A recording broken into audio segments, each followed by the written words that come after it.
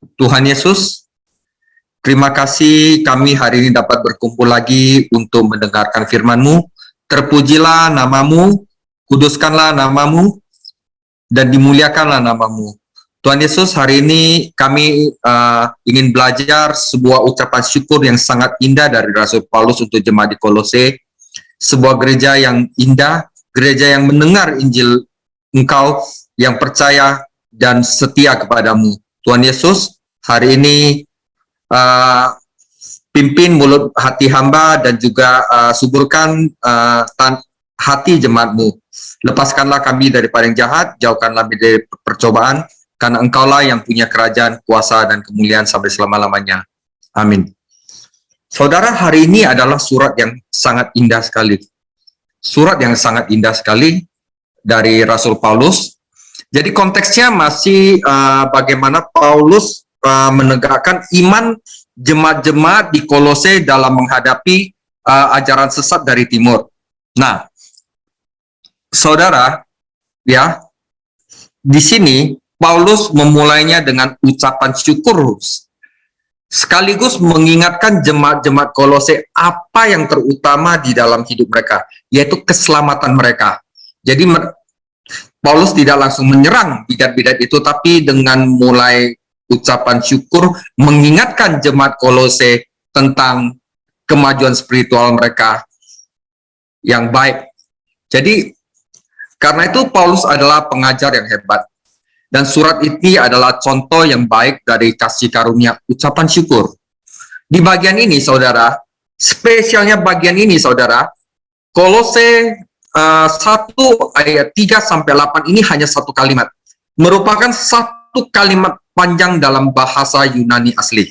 Saya tidak akan tampilkan bahasa Yunani, tapi ini satu kalimat, saudara. Dia mengucap syukur atas apa yang telah dilakukan Kristus Yesus dalam kehidupan orang-orang Kristen di Kolose. Tetapi dia juga menyebutkan ucapan syukur di 5 tempat lain dalam surat ini. Kolose 1 ayat 12, 2 ayat 7, 3-15, dan 17, dan 4 ayat 2. Ketika Anda ingat bahwa sebenarnya Paulus menulis surat ini di penjara, ucapan syukurnya ini terlihat menjadi lebih indah lagi. Seperti Paulus, kita harus bersyukur atas apa yang Tuhan lakukan dalam kehidupan orang lain. Sebagai orang Kristen, kita semua adalah anggota satu tubuh. Jika salah satu anggota tubuh diperkuat, ini membantu memperkuat seluruh tubuh. Jika satu gereja mengalami kebangunan rohani dari Tuhan Yesus, itu akan membantu semua gereja, saudara. Nah, di sini ucapan syukur Paulus adalah tentang Paulus bersyukur atas pengalaman spiritual jemaat di Kolose. Dalam ungkapan syukur ini, Paulus menelusuri tahapan-tahapan dalam pengalaman rohani orang-orang percaya di Kolose. Ini adalah topik kita. Yang pertama, mereka mendengar Injil Yesus Kristus. Akhirnya mereka menjadi percaya kepada Yesus Kristus. Yang ketiga, mereka dimuridkan dengan pengajaran tentang Yesus Kristus. Yang keempat, mereka menjadi setia dalam Yesus Kristus. Setelah Paulus menelusuri tahapan-tahapan pengalaman rohani orang Kristen ini, Paulus berdoa syafaat bagi orang Kristen di Kolose yang akan dibahas dalam bahasan selanjutnya. Jadi kita bahas tentang tahapan rohani ini.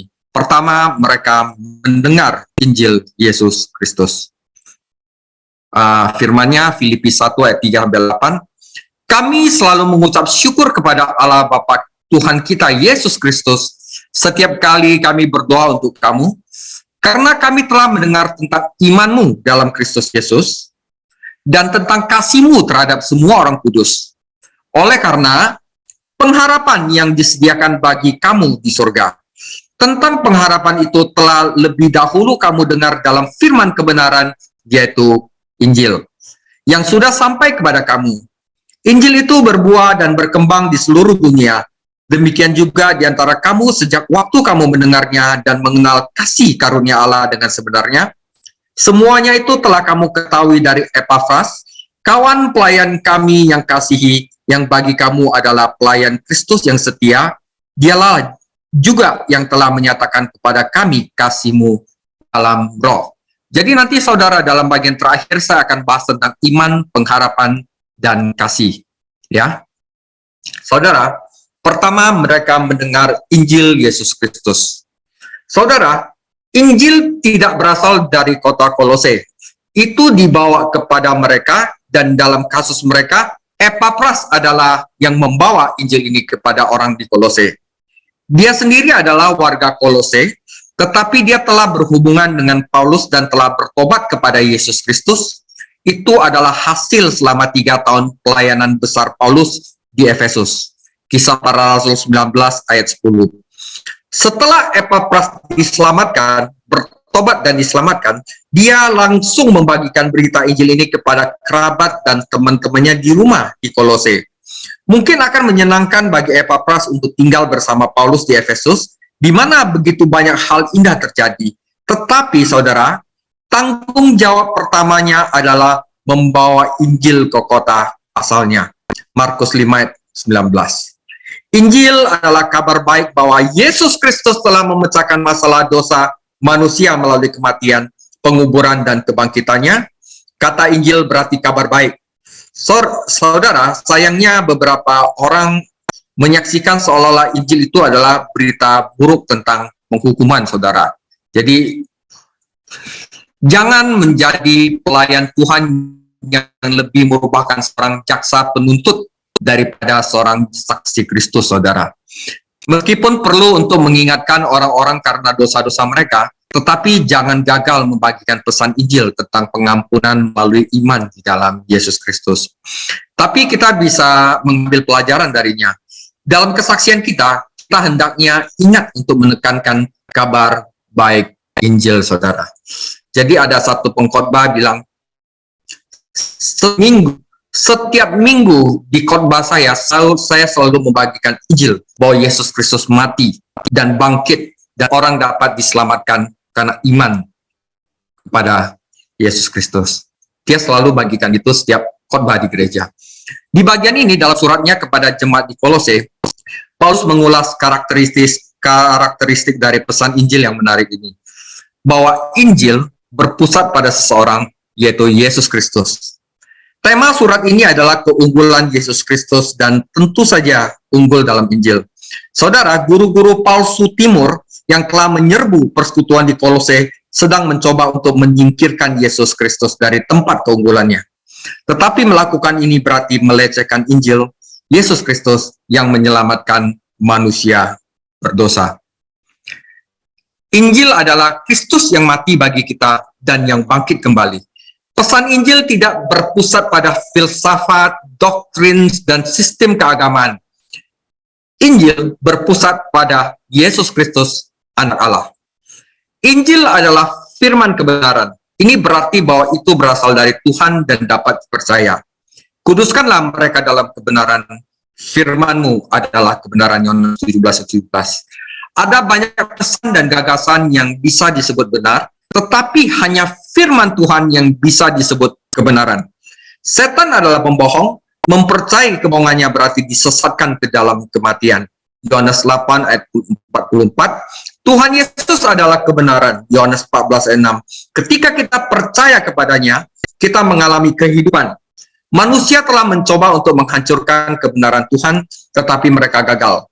Firman kebenaran tetap berdiri untuk selama-lamanya. Saudara, setiap orang memiliki iman pada sesuatu, tetapi iman hanya sebaik objek yang ditaruh seseorang. Kaum pagan memuja dewa batu, dewa sungai, dewa matahari, bulan, bintang. Kaum pagan di kota terpelajar memuja uang atau harta, benda atau status. Dalam kedua kasus tersebut, iman demikian adalah iman yang kosong. Orang percaya Kristen sejati memiliki iman kepada Yesus Kristus, dan iman itu didasarkan pada firman kebenaran. Iman jenis lain apapun hanyalah palsu dan tidak dapat menyelamatkan. Saudara, Injil adalah pesan kasih karunia Allah. Dua kata dalam kosakata Kristen sering membingungkan, yaitu kasih karunia dan belas kasihan. Bedanya di sini, saudara. Kasih karunia adalah begini. Tuhan dalam kasih karunia-Nya memberi saya apa yang tidak pantas saya terima. Namun Tuhan dalam belas kasihan-Nya tidak memberi saya yang pantas saya lakukan. Kasih karunia adalah belas kasihan Allah yang ditunjukkan kepada orang-orang berdosa yang tidak layak. Saudara, Injil adalah pesan yang menyelamatkan semua orang yang percaya kepada Yesus Kristus. Alasan Injil adalah kabar baik adalah karena kasih karunia. Allah bersedia dan mampu menyelamatkan semua orang yang percaya kepada Yesus Kristus. Saudara, John Sheldon, seorang sejarawan dan otoritas hukum yang terkemuka di Inggris, dia memiliki perpustakaan itu 8.000 buku, saudara, dan diakui untuk pembelajarannya. Ketika dia mau mati, ketika dia sekarat, dia berkata kepada Uskup Agung User, saudara, orang yang sudah sekarat, kata-katanya itu sebenarnya kata-kata yang benar, saudara. Ya, dia katakan begini, saya telah mengamati sebagian besar pembelajaran yang ada di antara manusia, dan studi saya dipenuhi dengan buku dan manuskrip tentang berbagai mata pelajaran. Tetapi saat ini, saya tidak dapat mengingat bagian manapun dari semua buku dan kertas saya, di mana saya dapat mengistirahatkan jiwa saya, kecuali ini dari kitab suci, Titus 2 ayat 11, karena kasih karunia Allah yang menyelamatkan semua manusia sudah nyata, saudara. Dia katakan begitu. Luar biasa. Saudara, Injil adalah pesan untuk seluruh dunia. Ketika saya masih belajar Alkitab, salah satu pengkhotbah yang menarik bagi saya adalah Dr. Walter Wilson dari kota Kansas. Dia memiliki cara unik untuk membuat kebenaran lama tampak baru dan menarik. Saya pernah membaca artikelnya di mana dia mengutip Yohanes 3:16 dan bertanya, jika Anda memberi hadiah yang cocok untuk seluruh dunia, apa yang Anda akan berikan kepada seluruh dunia? Dia kemudian mencoba membuat daftar beberapa kemungkinan dan menunjukkan bagaimana hadiah itu tidak cocok untuk semua orang. Buku, banyak orang tidak bisa membaca. Makanan, orang makan hal yang berbeda di belahan dunia. Pakaian, wah, iklim di setiap negara berbeda. Uang, tidak semua budaya menggunakan uang. Dia sampai pada kesimpulan logis bahwa hanya Injil dengan karunia hidup kekal yang cocok untuk seluruh dunia dan untuk semua orang, dan dia benar, saudara. Nah, saudara, jika manusia ingin diselamatkan, mereka perlu pertama mendengar Injil Yesus Kristus. Paulus berkata bahwa Injil menghasilkan buah di seluruh dunia. Firman Tuhan adalah satu-satunya benih yang dapat ditanam di mana saja di dunia dan menghasilkan buah. Injil dapat diberitakan kepada seluruh makhluk yang ada di bawah langit. Penekanan Paulus adalah pada setiap orang. Guru-guru palsu tidak membawa pesan mereka ke seluruh dunia. Mereka pergi kemana Injil telah pergi dan mencoba merampas, menyesatkan orang-orang percaya. Mereka tidak memiliki kabar baik bagi orang-orang berdosa yang terhilang. Saudara, jika orang ingin diselamatkan, mereka harus mendengar Injil Yesus Kristus. Dan jika mereka ingin mendengar, kita yang diselamatkan harus membawa pesan itu. Apakah kita telah melakukan bagian kita untuk mengabarkan Injil Yesus Kristus kepada orang-orang? Nah, itu yang pertama, saudara. Tahapan pertama rohani adalah mereka mendengar Injil Yesus Kristus. Yang kedua, saudara, mereka percaya pada Yesus Kristus. Saudara, adalah mungkin untuk mendengar Injil, tetapi tidak percaya kepada Injil. Meskipun firman Tuhan memiliki kuasa untuk membangkitkan iman pada mereka yang mendengar. Roma 10 ayat 17. Jutaan orang telah mendengar Injil, kabar baik tentang keselamatan, namun tidak percaya. Tetapi mereka yang percaya kepada Yesus Kristus menerima dari Allah karunia hidup yang kekal. Saudara, kita tidak diselamatkan oleh iman dalam iman. Ada kultus beliefisme, artinya hari ini mempromosikan iman, tetapi tidak ada hubungan dengan Yesus Kristus.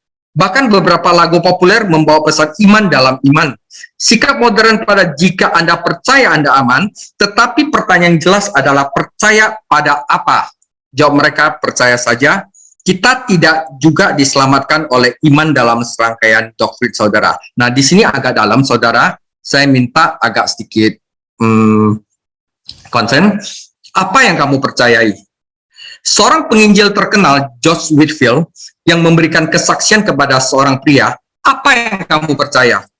Whitefield bertanya, pria itu menjawab, saya percaya apa yang gereja saya percayai. Dan apa yang dipercaya oleh gereja Anda, tanya penginjil itu. Apa yang saya percaya, jawab pria itu. Tanpa gentar, Whitefield mencoba lagi dan bertanya, dan apa yang Anda dan gereja Anda percayai? Wah, kita berdua percaya hal yang sama, adalah jawaban mengelak dari pria itu. Artinya apa? Pria itu tidak mengerti, tidak tahu apa yang mereka percayai, saudara. Nah, iman yang menyelamatkan melibatkan pikiran, emosi, dan kehendak. Pikiran, emosi, dan kehendak. Dan dengan pikiran kita secara intelektual kita memahami kebenaran Injil. Dengan hati kita merasakan keyakinan dan kebutuhan untuk diselamatkan. Tetapi hanya ketika kita menjalankan kehendak dan menyerahkan diri kepada Kristus, maka seluruh iman kita lengkap dan proses itu selesai, saudara. Nah, jadi setelah Anda mendengar Injil, dengan hati kita percaya, tapi dengan mulut kita mengaku, maka Anda diselamatkan. Jadi ada suatu proses mendengar, percaya, dan melakukan, saudara. Pikiran, emosi, dan kehendak. Nah, saudara, iman yang menyelamatkan, iman yang benar, iman adalah komitmen kepada Yesus Kristus. Jadi iman bukanlah persetujuan mental terhadap kumpulan doktrin, tidak peduli seberapa benar doktrin itu. Iman bukan perhatian emosional, iman adalah komitmen kepada Yesus Kristus. Iman yang menyelamatkan didasarkan pada Injil, firman Tuhanlah yang memberikan kita kepastian. Saat kita bertumbuh di dalam Tuhan, iman kita menjadi teguh dan kokoh. Guru-guru palsu datang ke Kolose untuk mencoba untuk melemahkan iman orang-orang kudus di dalam Kristus. Dan dalam firman, jenis perusakan yang sama ini berlangsung hari ini. Ajaran agama apapun yang melengsarkan Yesus Kristus atau menjadikan keselamatan selain dari pengalaman kasih karunia Allah melalui iman, entah dibingungkan atau anti-Kristen, lahir dari setan, saudara. Nah, saudara, 3 aspek dari iman di sini saya akan coba itu. Pertama adalah notitia, saudara, pengetahuan. Jadi intelektual pemahaman tentang sesuatu. Tetapi Anda mendengar, Anda mengerti, belum tentu Anda percaya, Anda yakin. Nah, aspek kedua adalah keyakinan yang di sini dikatakan asensus, keyakinan bahwa ini adalah hal yang benar. Tetapi iman itu akan lengkap setelah kita melakukan komitmen, fidusia, saudara. Berkomitmen pada diri sendiri secara pribadi untuk hal yang benar ini. Jadi iman yang benar-benar iman yang sejati adalah komitmen terhadap Tuhan Yesus Kristus. Setan tahu tentang Tuhan Yesus Kristus, anak Allah, dan gemetar. Tapi setan tidak memiliki keyakinan terhadap Tuhan Yesus. Apalagi setan tidak berkomitmen terhadap Tuhan Yesus. Karena itu, imannya setan adalah iman yang tidak menyelamatkan. Nah, kalau kita lihat dari konsep pernikahan, memahami konsep pernikahan atau notitia secara intelektual adalah satu hal. Untuk mempercayainya sebagai suatu lembaga manusia dan benar adalah satu hal. Tetapi suatu hal lain untuk berjalan menyusuri lorong pernikahan dan di depan pasangan kita berkata, I do, itu fidusia. Itu adalah komitmen. Jadi saudara, adalah satu hal untuk memahami keberadaan Tuhan. Saya tahu kok Tuhan itu ada. Setan juga tahu, saudara, secara intelektual. Tetapi satu hal mempercayai keberadaan Tuhan sebagai hal yang benar adalah hal yang lain. Tetapi ada satu hal yang lain secara pribadi menyerahkan diri kita kepada Tuhan Yesus, yaitu fidusia, saudara. Nah, iman yang menyelamatkan adalah iman di mana kita sudah tahu tentang Yesus Kristus, kita yakin percaya kepada Yesus Kristus, dan kita komitmen terhadap Yesus Kristus, saudara. Nah, ini bakal dibahas di Yakobus, saudara, nanti. Nah, satu renungan dalam pembahasan ini, pengalaman orang-orang percaya di Kolose begitu indah sehingga orang-orang membicarakannya. Paulus mendengarnya dari Epafras dan menulis surat untuk meneguhkan iman mereka. Guru-guru palsu juga mendengar tentang hal itu dan memutuskan untuk mengunjungi gereja Kolose untuk mengacaukannya. Suatu renungan, saudara, jika kita telah diselamatkan, jika kita telah berkomitmen terhadap Yesus Kristus, harusnya kita tidak dapat berdiam diri setelah kita mengalami keselamatan di dalam Kristus Yesus. Apakah kehidupan Kristen Anda adalah jenis yang mendorong orang lain, memotivasi mereka untuk bersaksi? Apakah persekutuan gereja Anda begitu menggairahkan sehingga bahkan orang-orang belum diselamatkan pun memperhatikannya dan tertarik? Jadi ini bagian kedua, percaya kepada Yesus adalah komitmen terhadap Yesus Kristus. Nah, saudara, bagian ketiga pengalaman rohani orang-orang Kolose adalah mereka belajar firman Yesus Kristus. Saudara, Epapras tidak hanya memimpin jemaat Kolose kepada Kristus dan kemudian meninggalkan mereka. Dia mengajar mereka firman dan berusaha untuk menegakkan iman mereka. Kata yang diterjemahkan belajar dalam Kolose 1 ayat 7 berhubungan dengan kata murid dalam bahasa Yunani. Itu adalah kata yang sama yang Yesus gunakan, belajarlah padaku, atau jadilah muridku.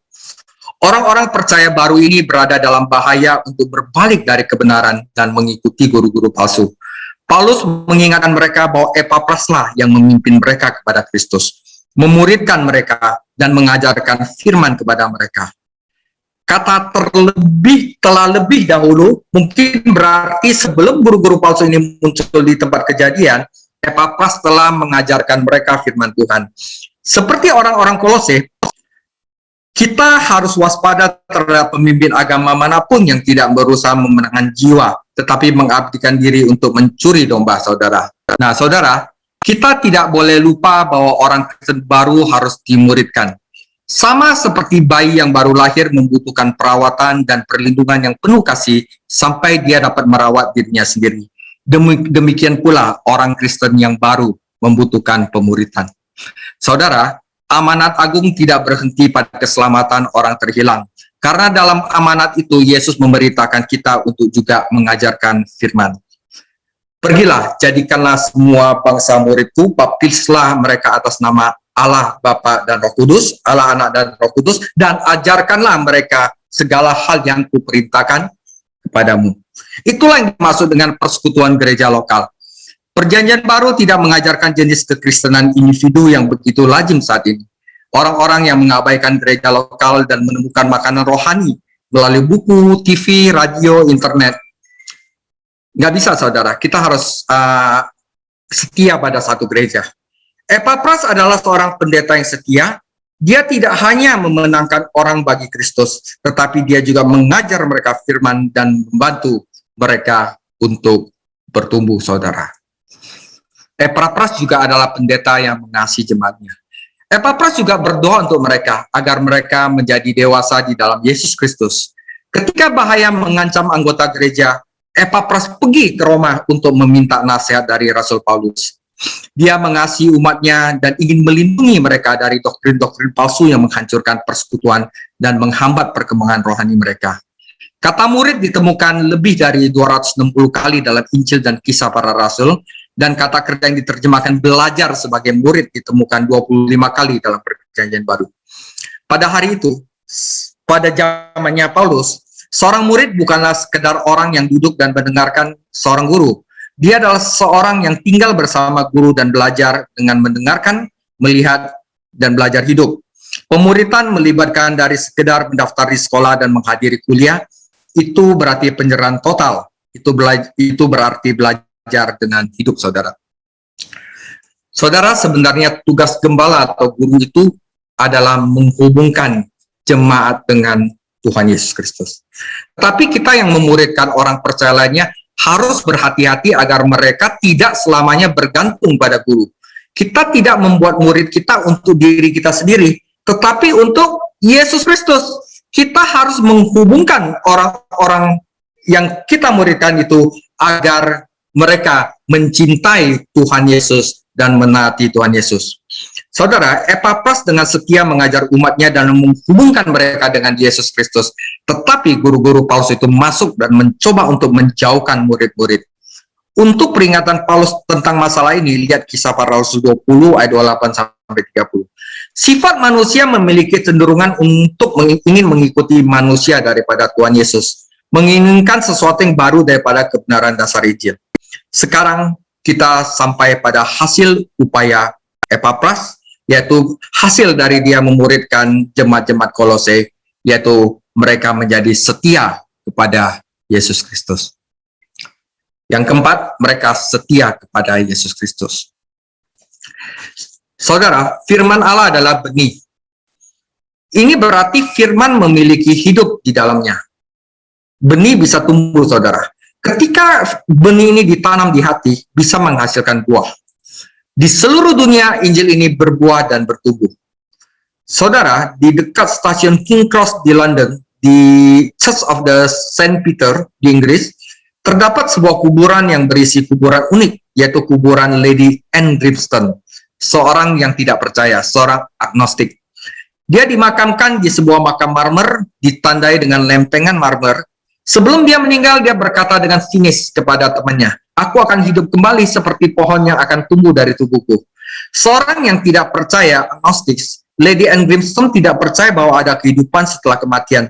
Namun, sebatang pohon tumbuh dari kuburnya. Sebuah benih kecil berakar.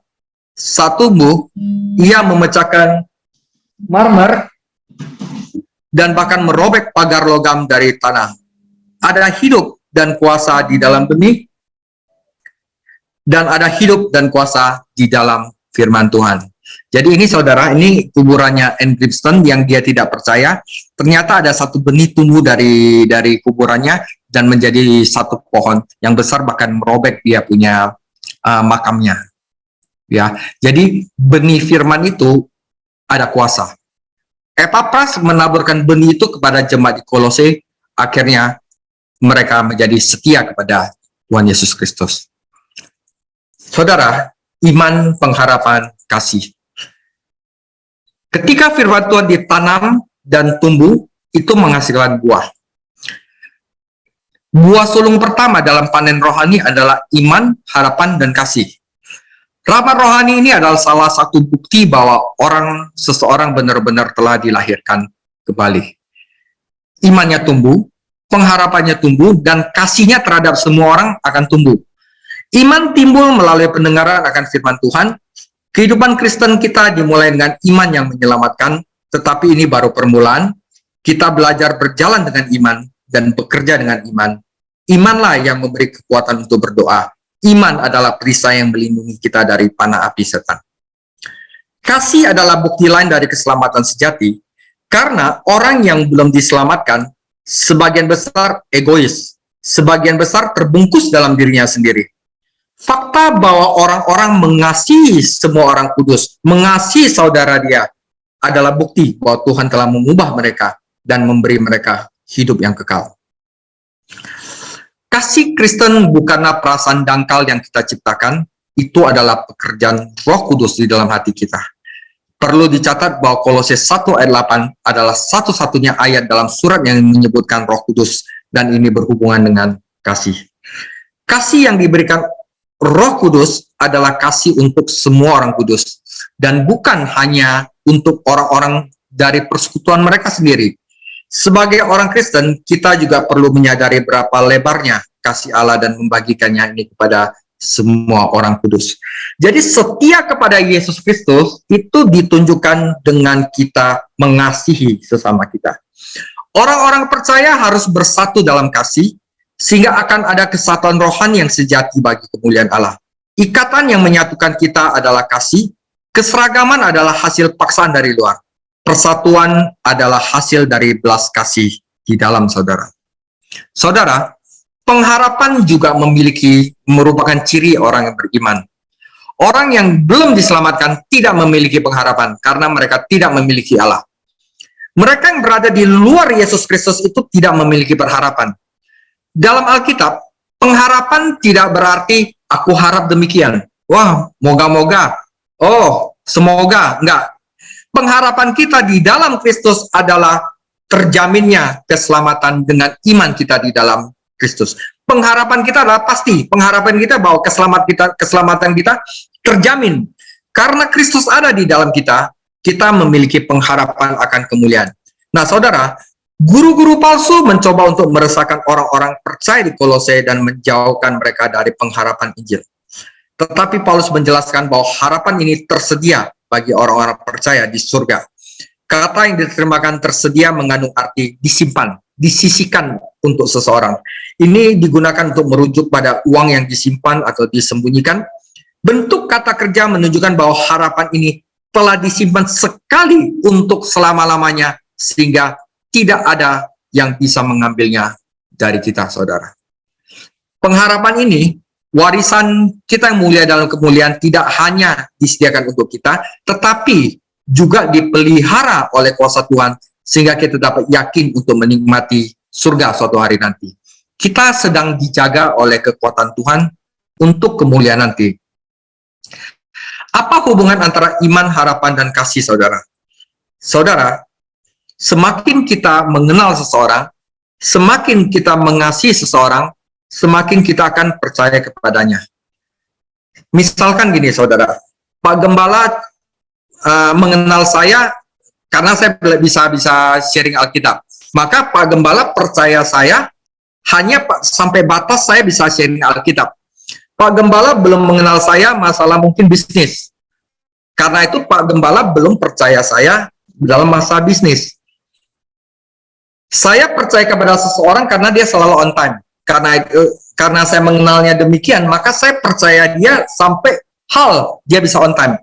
Tapi masalah kejujuran saya belum mengenal dia, makanya saya belum bisa percaya dia masalah kejujuran.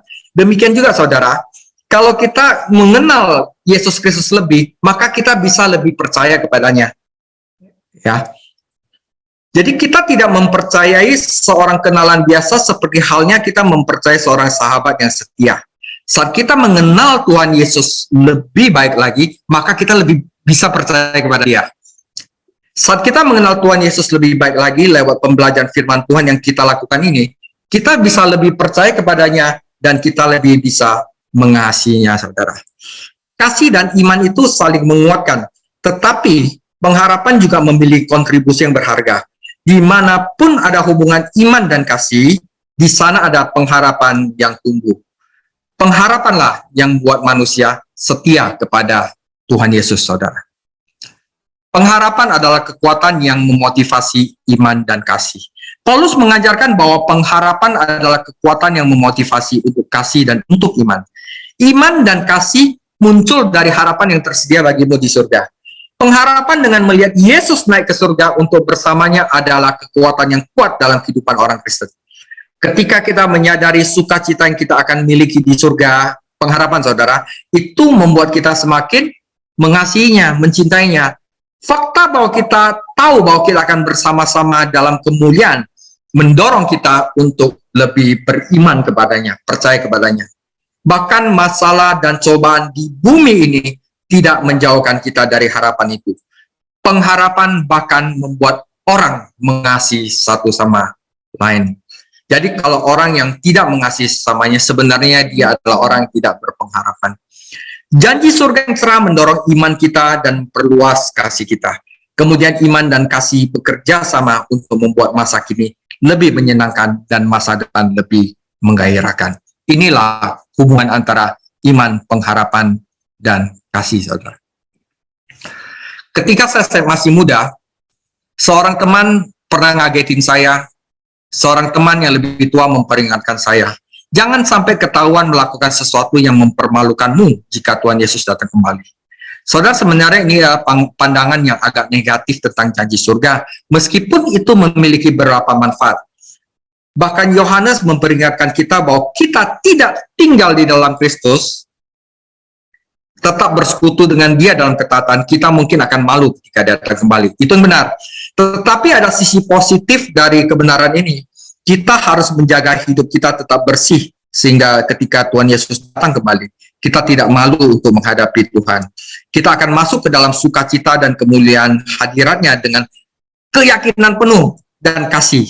Paulus menyebut ini di dalam 2 Petrus 1 ayat 11. Dengan demikian, kepada kamu akan dikaruniakan hak penuh untuk memasuki kerajaan kekal, yaitu kerajaan Tuhan dan Juru Selamat kita, Yesus Kristus, saudara. Saudara, pengharapan juga merupakan penyemangat saat penderitaan. Pengharapan akan surga juga menjadi penyemangat di saat-saat penderitaan. Sebagai orang percaya, kita memiliki bagian penderitaan, tetapi di tengah percobaan kita dapat bersukacita dengan sukacita yang nggak dapat dikatakan dan penuh kemuliaan. Ketika orang-orang yang tidak percaya menderita, mereka gampang menjadi putus asa dan mereka ingin menyerah. Bahkan ada yang mengakhiri hidupnya. Tetapi ketika orang Kristen menderita, iman mereka menjadi lebih kuat dan kasih mereka menjadi lebih dalam. Karena apa? Ada pengharapan yang bersinar lebih terang. Bagaimana kita tahu bahwa kita memiliki pengharapan ini? Janji itu diberikan di dalam firman kebenaran Injil. Kita sebagai orang percaya tidak harus mengerjakan perasaan pengharapan, mengerjakan perasaan, membuat perasaan-perasaan yang baik. Firman Allah yang tidak berubah meyakinkan kita bahwa pengharapan kita sudah aman di dalam Kristus. Sebenarnya pengharapan ini disamakan dengan sauk yang tidak akan pernah putus atau hanyut, saudara. Penutup, saudara, Allah telah memberikan Paulus mujizat-mujizat khusus di Efesus, tetapi tidak ada mujizat yang lebih besar daripada keselamatan orang berdosa yang terhilang, saudara. Melalui kesaksian yang setia dari Epafras, Tuhan Yesus melakukan mujizat keselamatan di Kolose. Dengan kesetiaan Epafras, pendiri gereja di Kolose, jemaat di Kolose mendengar Injil Yesus Kristus, percaya kepada Yesus Kristus, belajar Injil Yesus Kristus, dan menjadi setia kepada Yesus Kristus. Sungguh suatu gereja Kolose yang sangat indah. Paulus sangat mengasihi gereja Kolose dengan mengirimkan sebuah surat untuk meneguhkan iman gereja di Kolose. Firman yang sama yang memberi Anda hidup ketika Anda percaya kepada Kristus akan terus memelihara kehidupan itu dan membuat Anda menjadi orang Kristen yang setia dan berbuah. Saudara, marilah kita fokuskan pikiran kita kepada yang terutama dalam hidup ini, yaitu Yesus Kristus, dan mulai teguh dalam pengenalan akan Tuhan Yesus Kristus, Sang Raja kita, untuk selama-lamanya. Amin. Demikian firman Tuhan. Minggu depan Paulus melakukan doa syafaat kepada gereja di Kolose. Tuhan Yesus memberkati.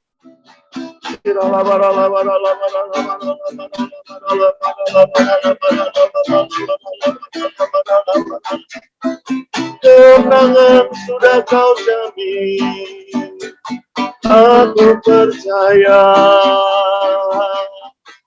selalu ku percaya. Bapak, terima kasih malam hari ini kami belajar sesuatu yang sangat penting dalam iman kami. Untuk kami memiliki iman yang bertumbuh. Tuhan, terima kasih malam hari ini. Engkau lihat setiap kami. Berkat-Mu turun atas setiap kami. Kemurahan-Mu turun atas setiap kami. Biar setiap kami memiliki iman yang bertumbuh, berakar, berbuah dalam hidup kami. Biar kehidupan kami menjadi berkat untuk banyak orang, memberkati orang-orang di sekitar kami khususnya. Dengan hidup kami, oralapata kaya ralapata kaya ralabaralabaralabaralabaralabaralabaralabaralabaralabaralabaralabarala shiralapata kaya ralabaralabaralabaralabaralabarala. Kami menjadi karyawan yang baik, menjadi kepala keluarga yang baik, menjadi istri yang baik, menjadi anak yang baik, yang takut Tuhan, yang benar, mengikuti firman-Mu, adalah contoh dari orang-orang yang memiliki iman yang bertumbuh. Dan biarlah Tuhan, hidup kami diubahkan, hidup kami semakin disempurnakan.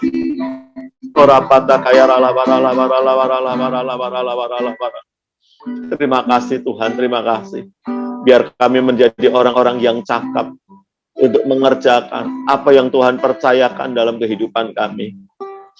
Terima kasih, terima kasih, terima kasih. Kasih-Mu turun, Tuhan, melimpah-limpah memenuhi setiap kami. Damai sejahtera-Mu melimpah-limpah atas setiap kami. Kami tahu Tuhan mencintai kami. Kami tahu hidup kami sangat berarti di hadapan Tuhan. Tuhan mengenal kami. Tidak ada yang tersembunyi di hadapan-Mu. Bapa, ini hidup kami. Ini hidup kami yang jauh daripada sempurna. Biar semuanya karena kasih karunia-Mu. Sehingga hidup kami boleh menjadi berkat. Boleh Roh Kudus ubahkan. Terima kasih, terima kasih, terima kasih. Ini hidup kami, ini hati kami. Terima kasih Tuhan, terima kasih. Engkau juga memberkati hamba-Mu, Pastor David Chang yang telah mengajar kami. Tuhan, berkati hamba-Mu ini berlimpah-limpah. Berikan kesehatan yang sempurna dalam hidupnya. Pemeliharaanmu Tuhan nyata dalam hidupnya. Berkati Tuhan keluarganya, istri, anak-anaknya Tuhan berkati. Tuhan lindungi, Tuhan jagai, Tuhan pelihara. Terima kasih pekerjaan Pak David, Tuhan berkati. Pelayanannya Tuhan berkati. Terima kasih Tuhan, terima kasih. Pakai Tuhan Pastor David dengan dahsyat, dengan luar biasa. Semakin hari, semakin menyenangkan hati Tuhan. Terima kasih Bapak, terima kasih. Dan kalau sebentar kami akan akhiri kelas kami malam hari ini. Mari Tuhan, Engkau curahkan kasih sayang-Mu, Engkau curahkan berkat-Mu atas setiap kami. Mari Bapak Ibu yang dikasihi Tuhan Yesus Kristus, angkat kedua tangan-Mu di hadapan Tuhan. Kekasih-kekasih Kristus, terimalah berkat yang berlimpah-limpah, kemenangan demi kemenangan daripada Allah Bapa kita di surga, anugerah yang sempurna di dalam anaknya Tuhan Yesus Kristus, serta persekutuan yang erat Roh Kudus menyertai-Mu dari saat ini sampai Maranatha. Mari kita semua yang dikasihi dan diberkati oleh Tuhan Yesus Kristus, kita katakan, amin. Amin. Tuhan Yesus